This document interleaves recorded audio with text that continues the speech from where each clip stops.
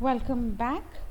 We start with the next session on direct Walcott, and this is going to be one of the it is going to be one of the most important sessions on this. And but it would make more sense if you have already watched the previous sessions, the videos that I have made for the background to Omeros, book 1, book 2. So this discussion on the third book of Omeros would make more sense if you have watched. You're already familiar with the discussions that we brought up and we put up in those videos. So if you haven't, it would be a good idea to go and watch those videos before you start here, and it would make whatever we talk about here would make more sense if you watch the earlier sessions. So we start with book 3. So we start, as I said, with book 3, and the important theme, it is one of the central books of this epic, and the major theme, if book 2 is about history writing and it begins with the history of colonization, and the major part of book 2 deliberates on Plunkett's project of history writing, which is derived from battles, heroes, dates, persons, archives, documents, and so on.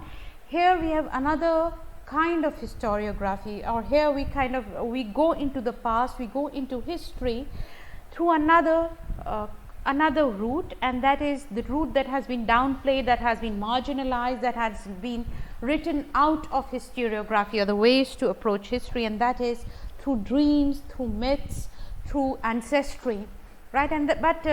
As I said towards the end of the discussion of book 2, that for a former slave like Achilles, this is one way to access his history, because he has been written out of archival history, documentational history, where even if his name is mentioned, there is a false identity imposed on Achilles, Hector, Philoctetes. So even if they find their namesake, it might not be a part of, it might not be somebody in that relevant to their history, their ancestry, like Plunkett does. Because even though Plunkett might not be related to that person, they share the name, but in case of Achilles, Hector, Philoctetes, the name in itself is false, right? The name in itself is imposed.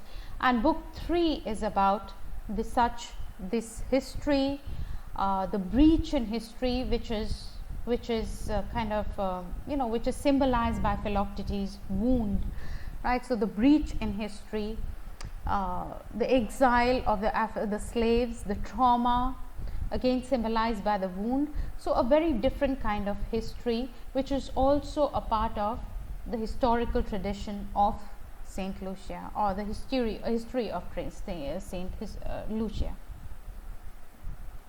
So Achilles, at the end of book 2, struck by sun, faints in his canoe and on the sea, and he sails, or rather he goes into the past and also across the continent to Africa.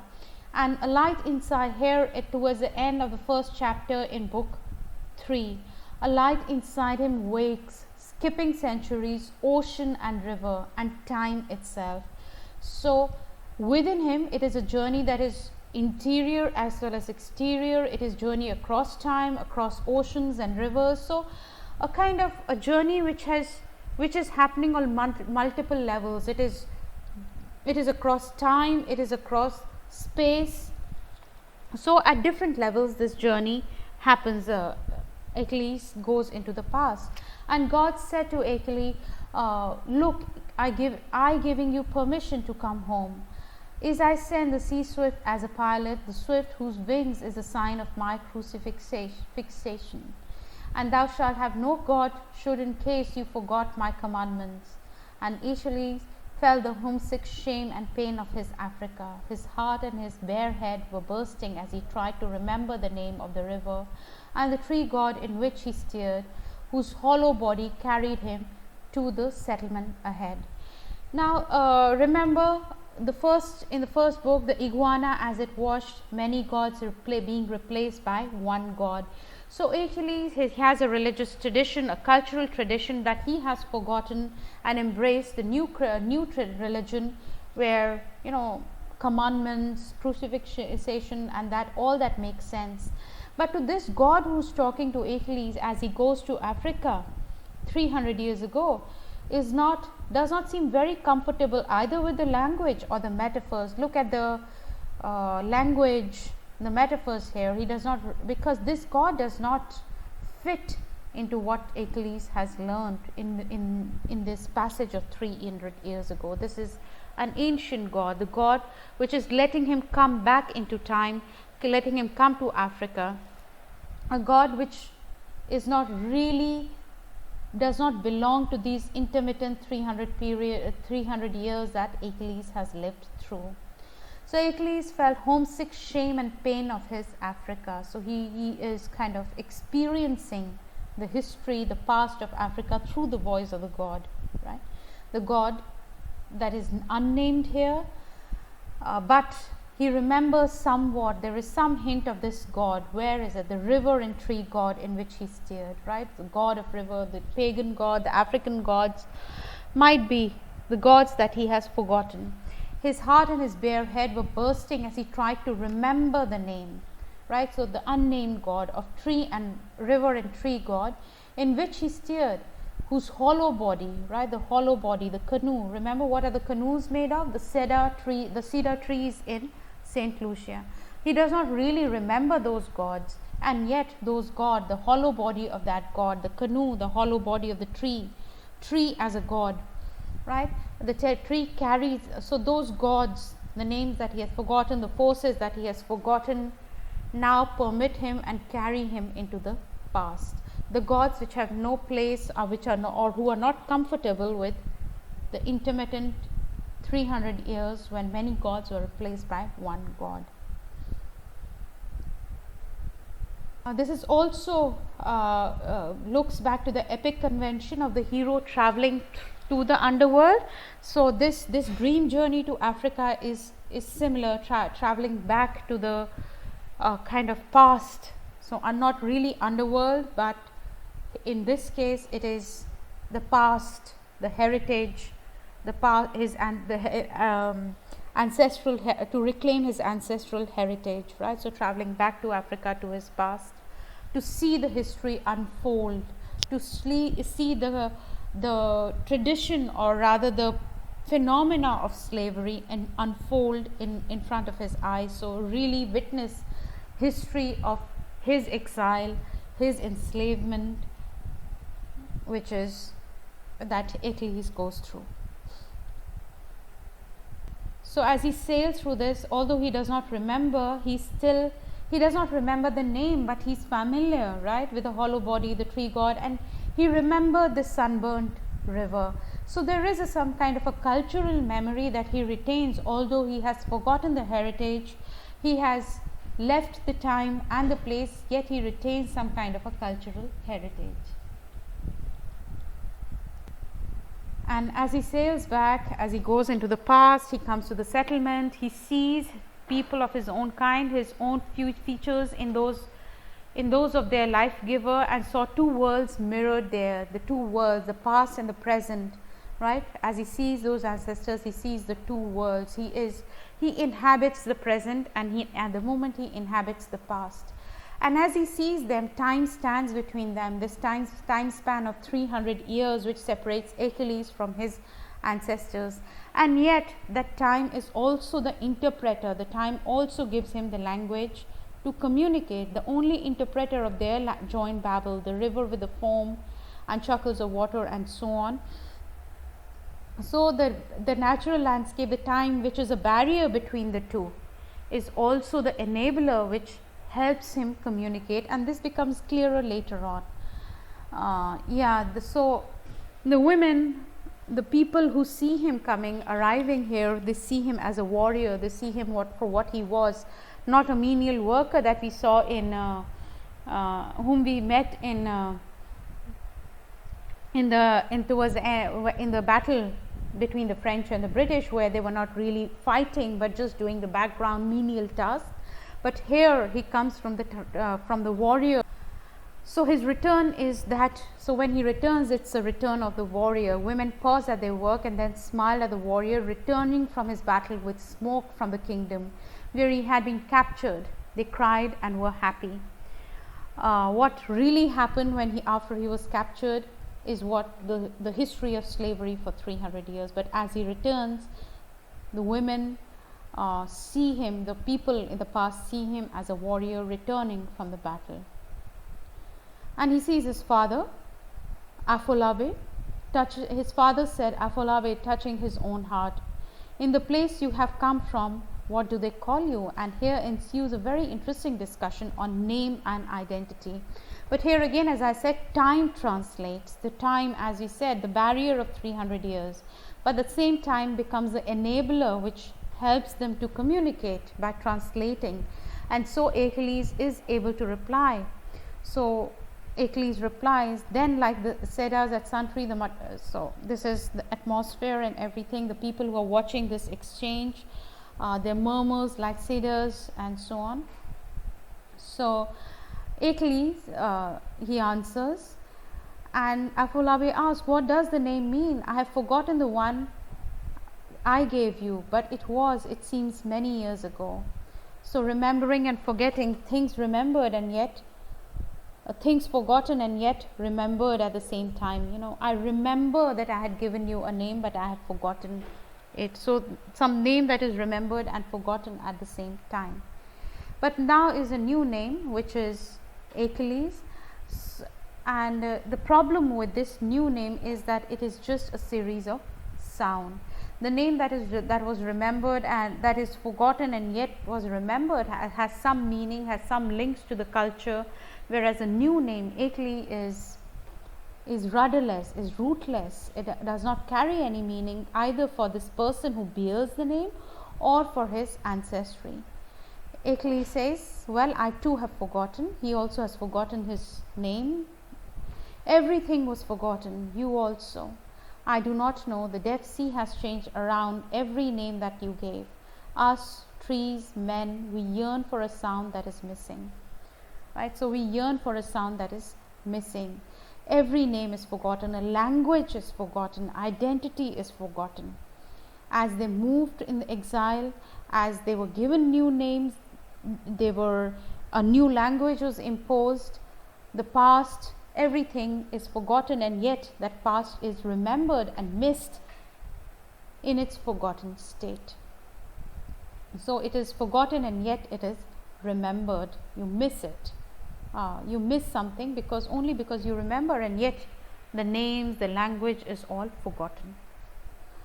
So the passage of the sea, the time, the sea here, not just in terms of geography, place, the space of the sea, but also the time.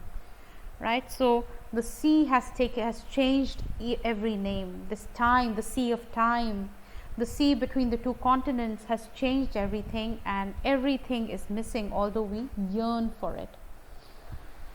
Afolabe says, "A name means something, the qualities desired in a son and even a girl child. So even the shadows who called you expected one virtue. Since every name is a blessing, since I am remembering the hope I had for you as a child. Unless the sound means nothing, then you would be nothing.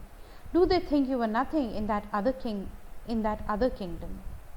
And this is important because every name means something, and when a parent names a child, it is about a virtue or quality, something that is significant, right?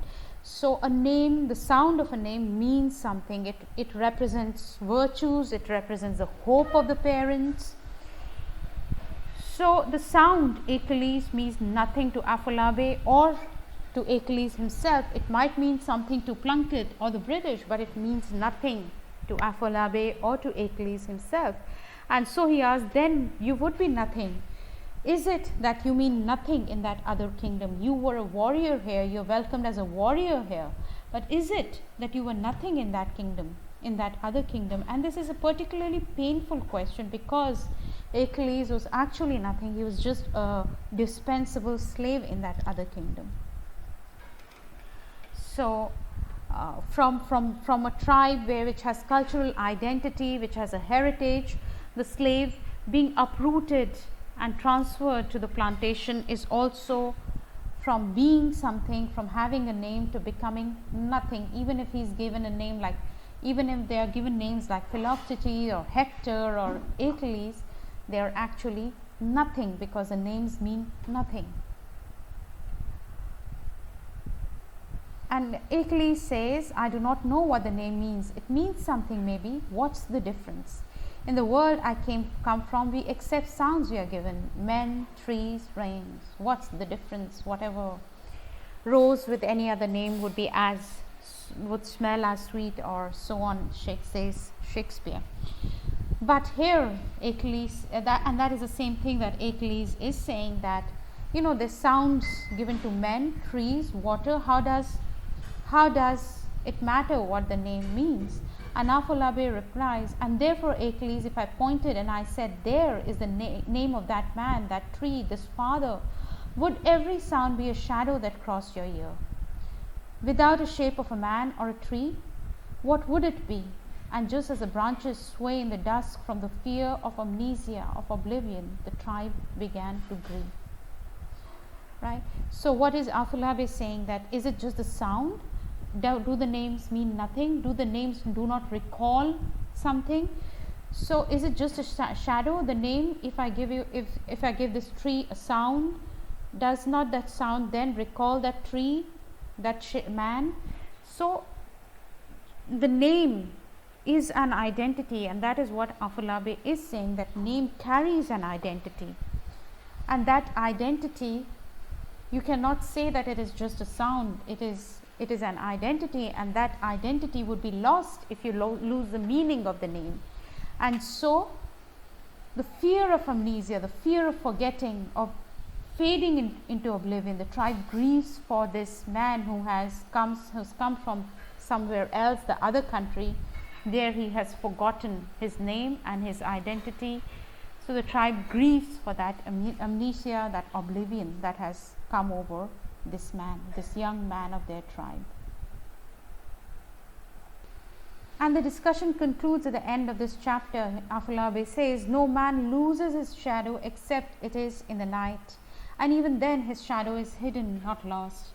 At the glow of sunrise he stands on his own name in that light. Right? So in the night you might lose your shadow identity. It is hidden, not lost. And at the glow of sunlight, we stand back with our own identity. We return to the world with our own identity. When he walks down the river with the other fishermen, his shadow stretches in the morning and yawns. But you, if you are content with not knowing what your names mean, then I am not Apholabe, your father, and you look through my body as the light looks through a leaf. Right? What is identity without a name? I am not here or a shadow, and you, nameless son, are only a ghost of a name. Why did I never miss you until you returned? Why haven't I missed you, my son, until you were lost? Are you the smoke from a fire that never burned? There was no answer to this, as in life. Achilles nodded, and the tears glazed his eyes, and where the past was reflected, as well as the future. White foam lowered its head. Right, so the white head, the covered with white foam lowered. So the identity being lost, and if you lose that identity, then what are you missing? Don't you become a mere ghost? And that is why you are lost to the tribe. Haven't I missed you until you were lost? Because you cease to exist when you forgot your name. You cease to exist when you forget your name, your identity, and therefore you become nothing. So he's not missed. He's just a smoke from a fire that never burned. There are no traces. If you don't remember your name, your identity, there is no trace of existence. Right? And Achilles cannot answer to that, and he reflects on the past and the future as the tribe grieves, the old man lowers his head, and so, that's where the chapter ends. So Achilles in the past slowly re-encounters himself, this dialogue on this dialogue with his father about names, remembering, and he remembers and relearns about African heritage, the customs. In a language as brown and leisurely as the river, they muttered about a future Achilles already knew, but which he could not reveal even to his breath giver, his father, his ancestors, or in the council of elders. But he learned to chew in the ritual of the kola nut, drain gourds of palm wine, to listen to the moan of the tribe's triumphal sorrow in a white-eyed storyteller, and so on. So he relearns the customs of the tribe, right? He relearns the customs of the tribe, and yet he carries the burden of history. He carries the burden of knowledge of future that he cannot reveal, he cannot share with anyone. And throughout this particular chapter 26, we see this burden of history that Achilles has to bear. He's homesick for the history ahead, right? Homesick for the history ahead. And as he sees the raid on the village, right, he sees the history unfolding itself, the phenomena of slavery, the process, the enslavement of the tribe, his people. He sees all that unfolding and watches it helplessly. So the sadness sank into him slowly as he was home, that dawn sadness which ghosts have for their graves, because the future reversed itself in him, right? Future reversed itself. Future became his future became the past. So, and in the past he can see the future. He was his own memory, the shadow under the pier, and he yearns to forget the future. He yearns to live in the present. He yearns to give up this burden of history and future which he cannot. So he walks, and he walks through the 300 years. He can see through the 300 years. The surplus of knowledge becomes a burden that he has to bear and alone. So as I said, he watches the raid. The raid was swift. The raid on the village, the settlement, it was profitable. It yielded 15 slaves to the slavers waiting up the coast. So the raid on the village, and the men are taken. The doors are left open. The doors were like open graves, and he sees history unfolding in front of his eyes helplessly. Later on in the same chapter, he kills one of the slavers, right? He hammered him with the oar's head, and he tries to change history. His eyes salted with sweat, and the one thought thudding in him was, I can deliver all of them by hiding in a half circle, then I could change the whole future. So trying to save his people from enslavement. I can deliver all of them by hiding in a half circle, then I could change their future. Even the course of the river would flow backwards past mangroves. Then a cord of thorned vine looped his tendon, encircled the heel with its own piercing chain. And so he falls in a trap, and he fell hard. He saw the leaves pinned with stars, and crawled over Achilles as his blind eyes stared from the mud, still as the archer he had brained, the bow beside him, and the broken oar. So even if he has killed one slaver, he's trapped into this time, and he cannot really change history despite his efforts. Right? He has to bear that burden of history and knowledge of history helplessly, without, his efforts not to change the course of history are not effective. He's trapped in his time. He can see the past, but he cannot change the past. So that is a major event. This time travel is a major event in book 3, and in a way it is a reclamation of African history, the history of the slaves, or the Africans on the Caribbean island. This reclamation, going back to Africa, reclaiming their ancestry. So if this whole epic is about reclaiming history, then here it starts with Achilles, and later on we see Philoctetes and Mark Kilman and other characters doing the same.